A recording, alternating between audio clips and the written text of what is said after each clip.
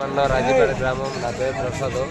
ఈ ఉన్న heater company వల్ల చాలా ఇబ్బందులు పడుతున్నాం. ఊరు కూడా చాలా నాశనం అయిపోయింది. అలాగే లేడీస్ కూడా గర్భిణీ సంచులు కూడా పోవడం గట్రా జరుగుతుంది. ఇలాగే మత్స్యకారుల సంపద బాగా కోల్పోయారు. ఉన్న చేప కూడా చనిపోతుంది. చాలా ఇబ్బంది పడుతున్నాం. రకమైన జబ్బులు, క్యాన్సర్లు, కిడ్నీ ప్రాబ్లంలు, అనారోగ్యాలతో చాలా ఇబ్బంది పడుతున్నాం.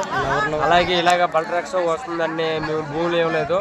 ఏదో మంచి కంపెనీలు వస్తాయి, బొమ్మల కంపెనీలు వస్తాయి ఏదో అనేసి మత్స్యకారులు నమ్మించి మోసం చేసి హోమ్ మినిస్టర్ అనిత గారు అప్పుడు ఎమ్మెల్యేగా ఉన్నప్పుడు తీసుకున్న భూములు ఇవి. ఆ ఉన్న భూములు తీసుకొని ఇప్పుడు బల్క్ ట్యాక్సీ కంపెనీలు వందల కంపెనీలు వస్తూ ఉంటే మేము ఏమైపోవాలో ఉన్న కంపెనీకి చాలా ఇబ్బంది పడుతున్నాం. అలాగే మా ఊరు సర్పంచ్ పిక్కి కామేశ్వరరావు కూడా క్యాన్సర్ వ్యాధితోనే చనిపోయారు.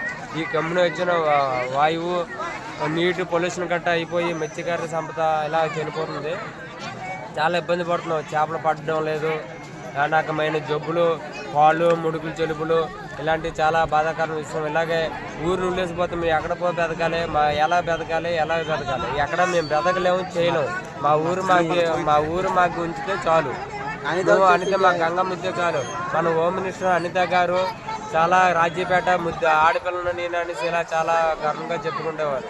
అలాంటిది మెజార్టీ చుట్టుపక్కల గ్రామాలకు రాజీపేట అంటే ఒక టీడీపీకి ఎన్ని మొక్కలు అంటది. ఇప్పుడు అలాంటి టీడీపీ మత్స్యకారులని నమ్మించి మోసం చేసి చాలా అమాయకమైన ప్రజల్ని పోలీస్ డిపార్ట్మెంట్తోనే ఆడుకుంటూ ఎక్కడ పడితే అక్కడ మా ఊరు వచ్చిన మాకు సూపర్ చేసి వచ్చే చాలా మందిని కూడా అడ్డుకొని హౌస్ అరెస్ట్ చేయడం కూడా జరుగుతుంది.